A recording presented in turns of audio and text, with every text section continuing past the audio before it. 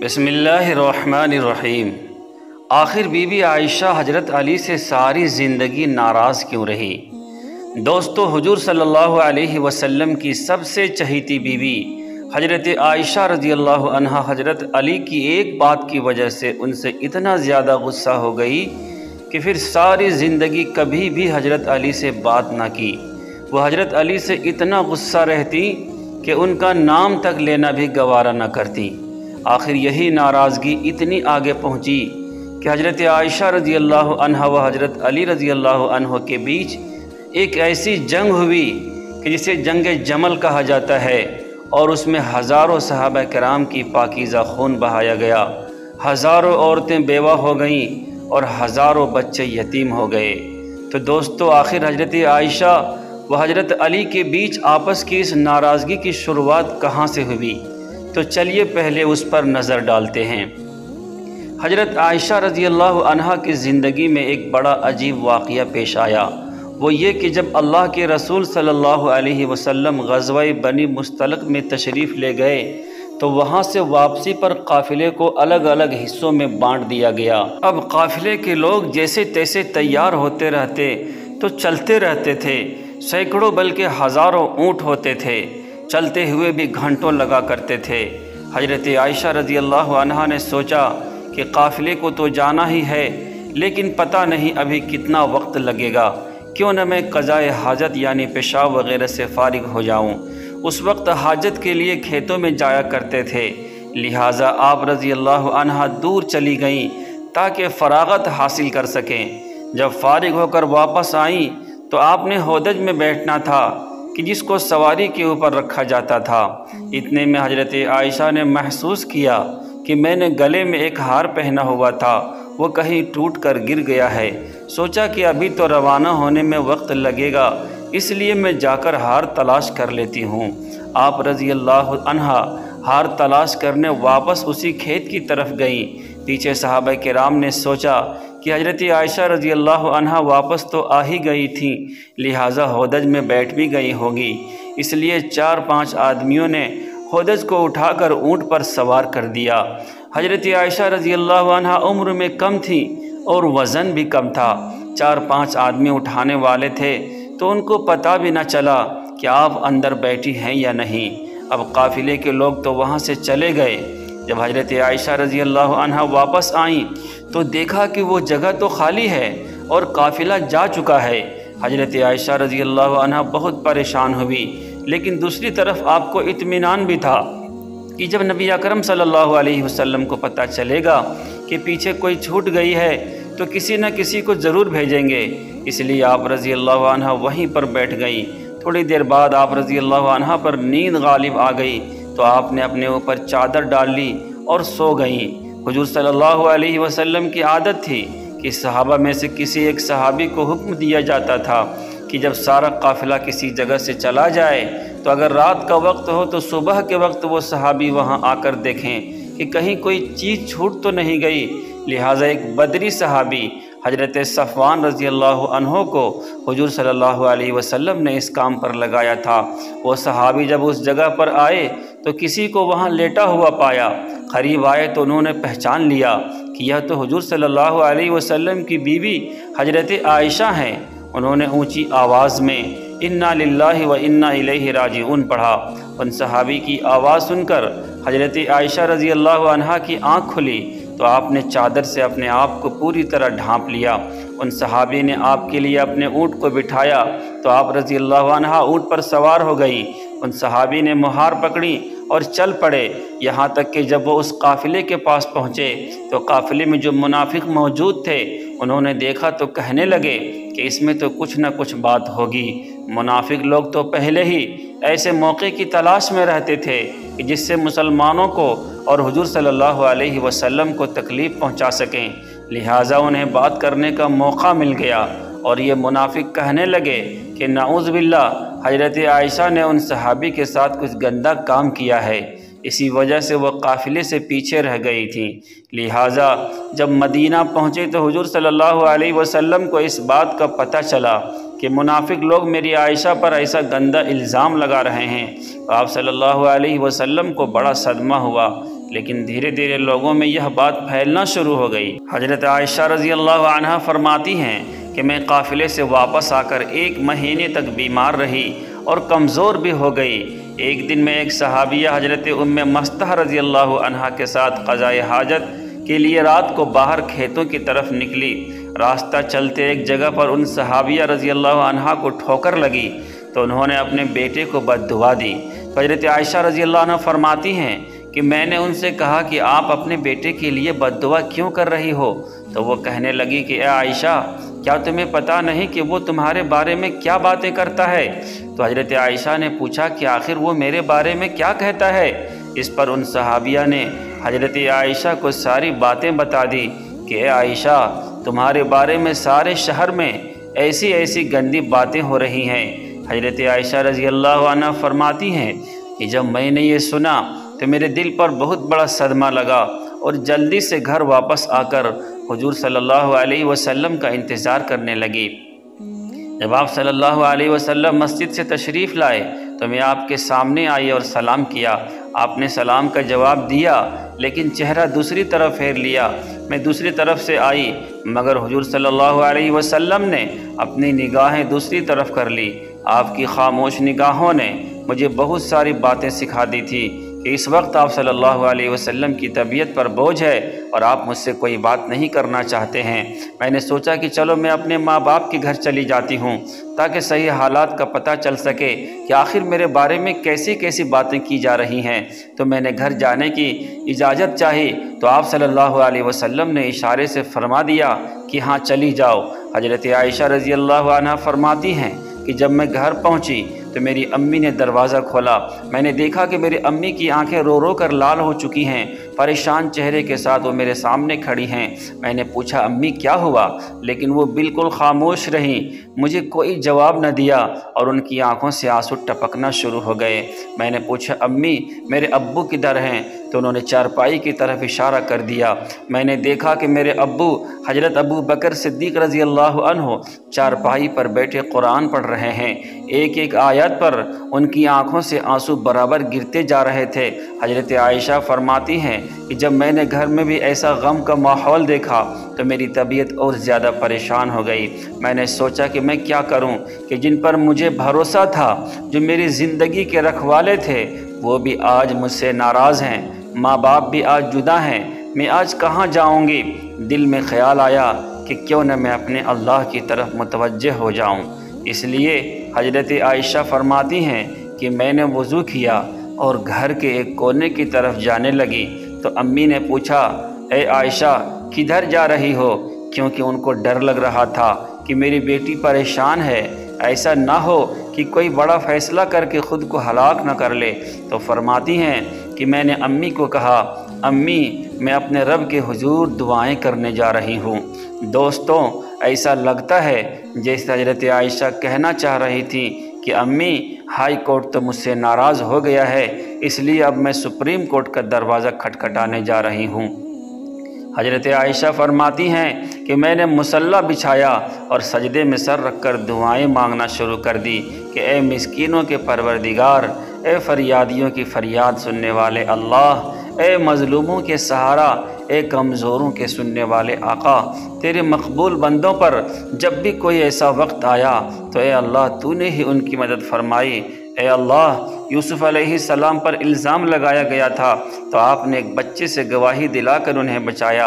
اے اللہ حضرت مریم پر الزام لگایا گیا تو آپ نے ہی ان کے بچے سے پاک دامنی کی گواہی دلوائی۔ اے اللہ آج تیرے محبوب کی عائشہ تیرے دروازے پہ حاضر ہے اور فریاد کرتی ہے کہ میرے بارے میں بھی اسی طرح کی گندی باتیں کی جا رہی ہیں، تو اے اللہ تو ہمیرا کی مدد فرما۔ میرے شوہر نے بھی اس وقت میرا ساتھ چھوڑ دیا ہے، اب آپ کے علاوہ میرا کوئی سہارا نہیں جو اس کمزور کو تسلی دے سکے۔ اے اللہ میری مدد فرما۔ حضرت عائشہ رضی اللہ عنہا رو رو کر دعائیں کر رہی تھی، ادھر دعائیں مانگی جا رہی تھیں اور ادھر حضور صلی اللہ علیہ وسلم نے مسجد نبوی میں ایک مجلس مشاورت قائم کی ہوئی تھی کہ جس میں حضرت عائشہ رضی اللہ عنہا کے والد حضرت ابو بکر رضی اللہ عنہ کے علاوہ باقی سارے بڑے بڑے صحابہ کرام موجود تھے۔ حضور صلی اللہ علیہ وسلم سب کے بیچ غمزدہ بیٹھے ہوئے تھے۔ صحابہ کرام کے چہروں پر اداسی تھی، کیونکہ وہ اپنے محبوب حضور صلی اللہ علیہ وسلم کے چہرے کو غمزدہ دیکھ رہے تھے، جس کی وجہ سے صحابہ کرام کی بھی طبیعت کچھ عجیب بن چکی تھی۔ اس لیے کچھ صحابہ کرام تو سسکیاں لے رہے تھے۔ حضور صلی اللہ علیہ وسلم نے اپنے صحابہ کرام سے پوچھا کہ اس معاملے میں تم مجھے کیا مشورہ دیتے ہو؟ تو سب سے پہلے حضرت عمر رضی اللہ عنہ نے آگے بڑھ کر کہا کہ اللہ کے رسول، اللہ تعالیٰ نے آپ کو اتنی عزت اور شرافت بخشی ہے کہ آپ کے بدن پر کسی گندی مکھی کو بھی بیٹھنے کی اجازت نہیں دی۔ جب اللہ نے آپ کو اتنا پاکیزہ بنایا ہے کہ آپ پر ایک گندی مکھی کو بیٹھنے کی اجازت نہیں ہے، تو آپ کی جیون ساتھی ایسی کیسے ہو سکتی ہے کہ جس کے اندر گناہوں کی گندگی ہو؟ اس لیے مجھے تو یہ چیز بالکل جھوٹ نظر آتی ہے۔ اس کے بعد حضور صلی اللہ علیہ وسلم نے حضرت عثمان رضی اللہ عنہ سے پوچھا کہ اے عثمان، تم کیا کہتے ہو؟ تو دوستو، حضرت عثمان رضی اللہ عنہ نے اس وقت نبوت کی صحبت کا حق ادا کر دیا تھا۔ انہوں نے عرض کیا کہ اے اللہ کے رسول، اللہ تعالیٰ نے آپ کو ایسا بنایا کہ بادل آپ کے سر پر سایہ کیے رہتا ہے، آپ کا سایہ زمین پر نہیں پڑتا، کہ ایسا نہ ہو کہ کسی کا قدم آپ کے سائے پر پڑ جائے۔ جب اللہ تعالیٰ نے آپ کے ادب کا اتنا لحاظ فرمایا کہ کسی غیر کے قدم آپ کے سائے پر نہیں پڑ سکتے، تو یہ کیسے ممکن ہو سکتا ہے کہ کسی کو آپ کی پاکیزہ بیوی پر قابو حاصل ہو جائے کہ وہ ان کے ساتھ غلط کام کر سکے؟ لہٰذا یہ چیز تو ہمارے وہم و گمان سے بھی باہر ہے کہ اماں عائشہ کے ساتھ ایسا کچھ ہوا ہے۔ ان کی باتیں سن کر حضور صلی اللہ علیہ وسلم خاموش ہو گئے، لیکن تھوڑی دیر بعد حضور صلی اللہ علیہ وسلم نے حضرت علی رضی اللہ عنہ سے پوچھا کہ اے علی، تم اس معاملے میں کیا کہتے ہو؟ تو حضرت علی نے عرض کیا کہ اللہ کے رسول، ایک بار میں نے دیکھا کہ آپ کی جوتوں میں کچھ گندگی لگ گئی تھی، لیکن آپ صلی اللہ علیہ وسلم کو اس کی خبر نہیں تھی، اس لیے آپ نے جب ان جوتوں کو پہننا چاہا تو اللہ تعالیٰ نے حضرت جبریل علیہ السلام کو بھیج کر آپ کو اطلاع دی کہ آپ کے جوتوں میں کچھ گندگی لگی ہوئی ہے۔ تو اے اللہ کے رسول، جب جوتوں پر گندگی لگی ہوئی تھی تو آپ کو بتا دیا گیا، تو اگر آپ کے گھر والوں کے ساتھ کوئی ایسا معاملہ ہوتا تو آپ کو کیوں نہ بتایا جاتا؟ اس لیے مجھے یہ بات کچھ ٹھیک نظر نہیں آتی۔ حضور صلی اللہ علیہ وسلم پھر خاموش ہو گئے۔ حضور صلی اللہ علیہ وسلم کی اداسی دیکھ کر حضرت علی رضی اللہ عنہ دوبارہ کہنے لگے کہ اللہ کے رسول، اگر آپ کی طبیعت بہت زیادہ غمزدہ ہے تو آپ چاہیں تو عائشہ کو طلاق دے دیں، آپ کے لیے بیویوں کی کون سی کمی ہے؟ اللہ تعالیٰ آپ کو کوئی اور جیون ساتھی عطا فرما دیں گے۔ ان کی یہ بات سن کر حضرت عمر رضی اللہ عنہ تڑپ اٹھے اور کھڑے ہو کر کہنے لگے کہ اے اللہ کے رسول، آپ یہ ارشاد فرمائیں کہ عائشہ سے نکاح آپ نے اپنی مرضی سے کیا تھا یا اللہ تبارک و تعالیٰ نے کہا تھا کہ عائشہ سے نکاح کرو؟ تو حضور صلی اللہ علیہ وسلم نے انگلی سے آسمان کی طرف اشارہ کر کے بتا دیا کہ یہ حکم مجھے اللہ کی طرف سے تھا کہ عائشہ سے نکاح کرو۔ تو اس پر حضرت عمر رضی اللہ عنہ فرمانے لگے کہ اللہ کے رسول، اب آپ مجھے چھوڑ دیجئے اور ان منافقوں کو چھوڑ دیجئے، میری تلوار جانے اور منافقوں کی گردنیں جانے۔ وہ اللہ کی پسند کی عورت کے بارے میں ایسی گندی باتیں کر رہے ہیں، میں ان سبھی کی گردنیں اڑا دوں گا۔ حضور صلی اللہ علیہ وسلم نے اس وقت حضرت عمر کو محبت کی نگاہوں سے دیکھ کر حضرت عمر کے غصے کو ٹھنڈا کیا، دل سے گویا کہہ رہے ہوں کہ اے عمر، اللہ تیرا نگہبان ہو، تو نے میرے غم کو ہلکا کر دیا۔ حضرت عمر کی یہ بات سن کر حضور صلی اللہ علیہ وسلم کی طبیعت کو اطمینان آ گیا اور پھر آپ صلی اللہ علیہ وسلم مجلس سے اٹھ کر چلے گئے۔ تھوڑی دیر بعد حضور صلی اللہ علیہ وسلم حضرت ابو بکر رضی اللہ عنہ کے گھر گئے تاکہ معلوم کریں کہ میری عائشہ کس حال میں ہے، کیونکہ حضور صلی اللہ علیہ وسلم حضرت عائشہ سے بہت محبت کرتے تھے۔ اس لیے گھر پہنچ کر آپ نے دروازہ کھٹکھٹایا تو حضرت عائشہ کی امی نے آ کر دروازہ کھولا۔ حضور صلی اللہ علیہ وسلم نے دیکھا کہ ان کا رو رو کر برا حال ہو چکا ہے، اور پھر گھر کے اندر آ کر جب حضرت ابو بکر رضی اللہ عنہ کی طرف دیکھا تو ان کی بھی آنکھیں رو رو کر لال پڑ چکی تھیں۔ آپ نے پوچھا کہ عائشہ کہاں ہے؟ تو امی نے گھر کے ایک کونے کی طرف اشارہ کر دیا۔ اس وقت حضرت عائشہ رضی اللہ عنہا سجدے میں پڑی رو رہی تھی۔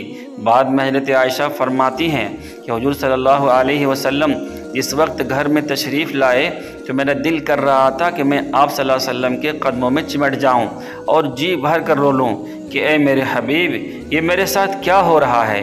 کیا آپ اپنی عائشہ کو ایسے چھوڑ دیں گے؟ مگر میرے دل نے کہا کہ عائشہ، تو نے اپنے رب کے سامنے اپنی فریاد بیان کر لی ہے، اب اپنے رب سے ہی مانگ لے، تیرا رب تیرا نگہبان ہوگا۔ لہٰذا حضور صلی اللہ علیہ وسلم نے پکارا کہ اے عائشہ، تو آپ صلی اللہ علیہ وسلم کی آواز سن کر حضرت عائشہ نے سجدہ پورا کیا اور آ کر چارپائی پر خاموش ہو کر بیٹھ گئی۔ حضور صلی اللہ علیہ وسلم قریب ہی بیٹھے ہوئے تھے۔ آپ نے بہت پیار سے سمجھاتے ہوئے کہا کہ اے عائشہ، اگر تجھ سے حقیقت میں کوئی ایسی غلطی ہو گئی ہے تو اپنے رب سے معافی مانگ لے، تیرا رب گناہوں کو بہت معاف کرنے والا ہے۔ تو حضرت عائشہ فرماتی ہیں کہ اس وقت تک تو میں صبر کے ساتھ بیٹھی رہی، لیکن آپ صلی اللہ علیہ وسلم سے یہ باتیں سنی تو میرے برداشت کے باندھ ٹوٹ گئے اور میری آنکھوں سے آنسو بہنے لگے۔ میں بیٹھی روتی رہی مگر خاموش تھی۔ آخر روتے ہوئے میں نے کہا کہ اللہ کے رسول، میں وہی بات کہوں گی جو یوسف علیہ السلام کے والد حضرت یعقوب علیہ السلام نے کہی تھی کہ میں اپنا درد صرف اپنے رب سے بیان کرتا ہوں، کیونکہ اللہ کے رسول، آج اگر میں کہوں گی کہ میں نے ایسا غلط کام نہیں کیا تو آپ لوگ میری بات نہیں مانیں گے، اور اگر کہہ دوں گی کہ میں ایسا کام کیا ہوں تو آپ لوگ فوراً میری بات مان جائیں گے۔ اس لیے میں اپنے اللہ ہی سے فریاد کرتی ہوں، وہی میرے لیے کوئی نجات کا راستہ نکالے گا۔ حضرت عائشہ رضی اللہ عنہ فرماتی ہیں، میں نے یہ الفاظ کہے اور پھر حضور صلی اللہ علیہ وسلم کے چہرے کی طرف دیکھا تو آپ صلی اللہ علیہ وسلم کے ماتھے پر پسینے کے قطرے تھے اور آپ کے اندر وہ ہنسی کپ کپی دیکھی جو وحی نازل ہوتے وقت ہوا کرتی تھی۔ پھر اچانک آپ صلی اللہ علیہ وسلم پر وحی کی کیفیات طاری ہونے لگے اور آپ صلی اللہ علیہ وسلم نے اپنے اوپر چادر ڈال لی۔ حضرت عائشہ رضی اللہ عنہ فرماتی ہیں کہ میں آرام سے بیٹھی تھی، دل میں خیال آ رہا تھا کہ اللہ تعالیٰ آپ صلی اللہ علیہ وسلم کو خبر کر دیں گے یا نیند میں کوئی خواب دکھا دیں گے کہ میں بے گناہ ہوں، مگر میرے ماں باپ اس وقت بہت زیادہ پریشان تھے۔ میں نے اپنے والد کو دیکھا کہ وہ تڑپ رہے تھے کہ وحی نازل ہو رہی ہے، پتہ نہیں میری بیٹی کی قسمت کا کیا فیصلہ ہو۔ والد کی آنکھوں میں بھی آنسو تھے اور امی بھی رو رہی تھی۔ تھوڑی دیر بعد حضور صلی اللہ علیہ وسلم نے چہرے سے کپڑا ہٹایا تو آپ صلی اللہ علیہ وسلم کا چہرہ 14ویں رات کے چاند کی طرح چمک رہا تھا۔ حضرت عائشہ فرماتی ہیں کہ اس وقت جب میں نے آپ کے چہرے پر خوشی کے آثار دیکھے تو میں سمجھ گئی کہ اللہ تعالیٰ نے میری برات نازل کر دی ہیں۔ حضور صلی اللہ علیہ وسلم نے ارشاد فرمایا کہ اے عائشہ، مبارک ہو، اللہ کا کلام آیا ہے کہ تو بالکل بے گناہ ہے۔ حضرت عائشہ فرماتی ہیں کہ اس وقت میری امی کہنے لگی کہ اے عائشہ، اٹھو اور حضور صلی اللہ علیہ وسلم کا شکریہ ادا کرو، لیکن حضرت عائشہ فرمانے لگی کہ اس وقت میری توجہ صرف اللہ کی طرف تھی، تو میں نے کہا کہ میں کسی کا شکریہ ادا نہیں کروں گی بلکہ میں تو اپنے اللہ کا شکریہ ادا کروں گی، اسی نے تو آج مجھے بچایا ہے، آپ سب لوگوں نے تو مجھے چھوڑ دیا تھا۔ اللہ نے حضرت عائشہ کی پاک دامنی میں پوری 18 آیتیں نازل فرمائی۔ یہی نہیں کہ صرف حضرت عائشہ کو بے گناہ فرمایا بلکہ اللہ تعالیٰ نے حضرت عائشہ سے فرمایا کہ اے عائشہ، تمہیں اتنے دنوں تک جو تکلیفوں میں رہنا پڑا اس کے بدلے میں تمہارے لیے مغفرت اور بڑے اجر کا وعدہ کرتا ہوں۔ دوستو، اس کے بعد حضرت عائشہ رضی اللہ عنہا پھر سے حضور صلی اللہ علیہ وسلم کے گھر میں جا کر رہنے لگی، لیکن حضرت عائشہ رضی اللہ عنہا کو ساری زندگی حضرت علی سے ایک شکایت رہی، کیونکہ جس وقت مسجد میں حضور صلی اللہ علیہ وسلم نے سبھی صحابہ کرام کو جمع کر کے حضرت عائشہ کے بارے میں مشورہ لیا تو سبھی بڑے بڑے صحابہ کرام نے حضرت عائشہ رضی اللہ عنہا کی پاک دامنی کی گواہی دی، اور آخر میں حضرت علی نے بھی حضرت عائشہ رضی اللہ عنہا کی پاک دامنی کی گواہی دی۔ لیکن جب حضرت علی رضی اللہ عنہ نے حضور صلی اللہ علیہ وسلم کو بہت زیادہ اداس دیکھا تو یہ بات بھی کہہ دی کہ اے اللہ کے رسول، اگر آپ کو عائشہ پر شک ہے تو آپ عائشہ کو طلاق دے دیں، ان کی جگہ آپ کسی دوسری لڑکی سے شادی کر لیں۔ تو یہ بات جب حضرت عائشہ رضی اللہ عنہا کو پہنچی کہ انہوں نے حضور صلی اللہ علیہ وسلم کو مجھے طلاق دینے کا مشورہ دیا ہے اور کہا ہے کہ مجھے چھوڑ کر کسی دوسری لڑکی سے شادی کر لیں، تو حضرت عائشہ رضی اللہ عنہا پھر حضرت علی سے اتنا زیادہ غصہ ہو گئی کہ ساری زندگی کبھی بھی ان سے بات نہ کی۔ پیارے دوستو، اس کے بعد کا واقعہ انشاءاللہ عنقریب اپلوڈ کیا جائے گا۔ آپ حضرات سے گزارش ہے کہ اگر آپ میرے چینل پہ نئے ہیں تو پلیز ہمارے چینل کو سبسکرائب کر لیں اور ویڈیو پسند آئی ہو تو ایک لائک بھی کر دیں۔ آپ سب کا بہت بہت شکریہ۔ ملتے ہیں پھر ایک نئی ویڈیو کے ساتھ، تب تک کے لیے آپ اپنا ڈھیر سارا خیال رکھیں۔ اللہ آپ سب کو عافیت اور امن کے ساتھ رہنے کی توفیق عطا فرمائے۔